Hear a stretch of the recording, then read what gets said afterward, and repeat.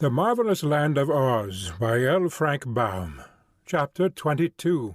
The Transformation of Old Mombi.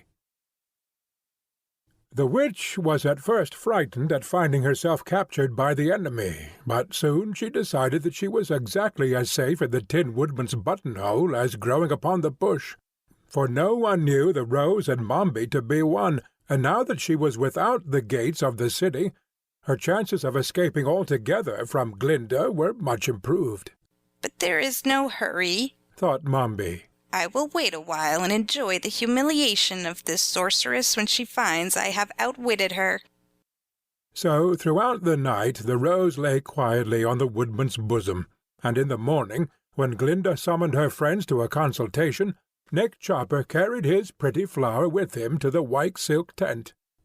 "For some reason," said Glinda, "we have failed to find this cunning old Mombi, so I fear our expedition will prove a failure. And for that I am sorry, because without our assistance, little Ozma will never be rescued and restored to her rightful position as Queen of the Emerald City." "Do not let us give up so easily," said the Pumpkinhead. "Let us do something else."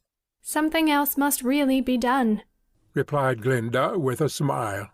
"Yet I cannot understand how I have been defeated so easily by an old witch who knows far less of magic than I do myself."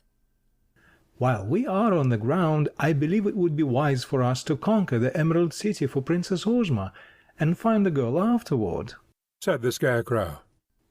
"And while the girl remains hidden, I will gladly rule in her place, for I understand the business of ruling much better than Ginger does." "But I have promised not to molest Ginger," objected Glinda.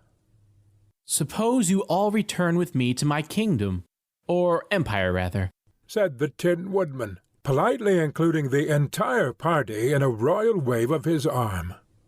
"It will give me great pleasure to entertain you in my castle, where there is room enough and to spare. And if any of you wish to be nickel-plated, my valet will do it free of all expense." While the Woodman was speaking, Glinda's eyes had been noting the rose in his buttonhole, and now she imagined she saw the big red leaves of the flower tremble slightly.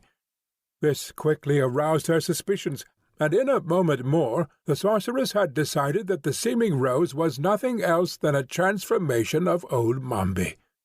At the same instant Mombi knew she was discovered, and must quickly plan an escape, and as transformations were easy to her, she immediately took the form of a shadow and glided along the wall of the tent toward the entrance, thinking thus to disappear.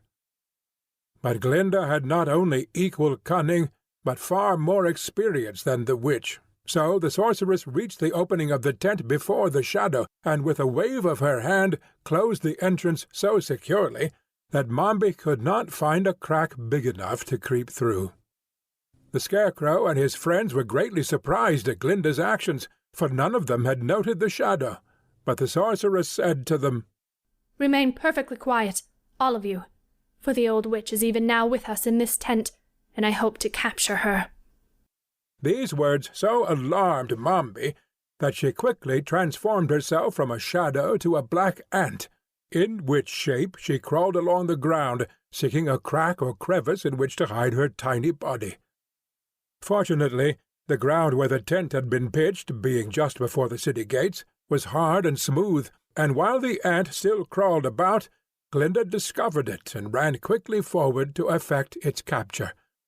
But just as her hand was descending, the witch, now fairly frantic with fear, made her last transformation, and in the form of a huge griffin sprang through the wall of the tent, tearing the silk asunder in her rush, and in a moment had darted away with the speed of a whirlwind.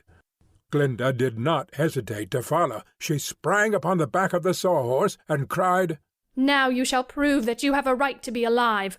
Run, run, run!" The sawhorse ran. Like a flash he followed the griffin, his wooden legs moving so fast that they twinkled like the rays of a star. Before our friends could recover from their surprise, both the griffin and the sawhorse had dashed out of sight. "Come, let us follow," cried the Scarecrow. They ran to the place where the Gump was lying and quickly tumbled aboard. "Fly!" commanded Tip eagerly. "Where to?" asked the Gump in its calm voice. "I don't know, returned Tip, who was very nervous at the delay. but if you mount into the air, I think we can discover which way Glinder's gone." "Very well," returned the Gump quietly, and it spread its great wings and mounted high into the air. Far away, across the meadows, they could now see two tiny specks, speeding one after the other, and they knew these specks must be the Gryphon and the Sawhorse. So Tip called the Gump's attention to them, and bade the creature try to overtake the witch and the sorceress. But, swift as was the Gump's flight, the pursued and pursuer moved more swiftly yet, and within a few moments were blotted out against the dim horizon. "Let us continue to follow them, nevertheless," said the Scarecrow. "for the land of Oz is of small extent, and sooner or later they must both come to a halt." Old Mombi had thought herself very wise to choose the form of a griffin, for its legs were exceedingly fleet, and its strength more enduring than that of other animals. But she had not reckoned on the untiring energy of the Sawhorse, whose wooden limbs could run for days without slacking their speed. Therefore, after an hour's hard running, the Griffin's breath began to fail, and it panted and gasped painfully, and moved more slowly than before. Then it reached the edge of the desert and began racing across the deep sands, but its tired feet sank far into the sand, and in a few minutes the Gryphon fell forward, completely exhausted, and lay still upon the desert waste.